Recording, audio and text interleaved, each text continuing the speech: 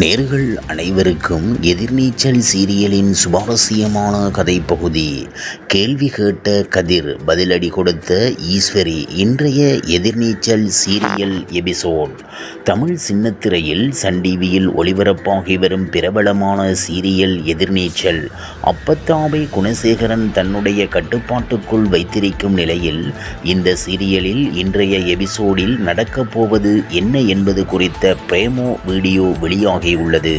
அப்பத்தாவை பார்க்க ரூமுக்குள் வரும் ஜனனி. கூடிய சீக்கிரம் மிக பழையபடி எழுந்து நடப்பீங்க ஜனனி, கூப்பிடுங்க அப்பத்தான் என்ன சொல்ல. அடுத்த நேரம் ரூமுக்குள் வரும் கதிர் ஜனனி என குரலை மாற்றி கூப்பிட்டு சாக் கொடுக்கிறார்.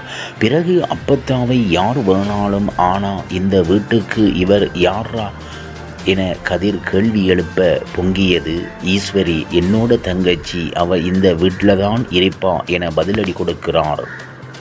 ஏற்கனவே நந்தினி மற்றும் ரேணுகா என இருவரும் கொஞ்சம் பேசத் தொடங்கிவிட்ட நிலையில் தற்போது முதல் முறையாக ஈஸ்வரியும் தனது மௌனத்தை கலைத்து குணசேகரன் குடும்பத்தை எதிர்த்து பேச தொடங்கியுள்ளார். வீட்டை விட்டு கிளம்பிய ஜனனி வீட்டுக்குள் வரும் புது நபர் குணசேகரனுக்கு இனி திண்டாட்டம்.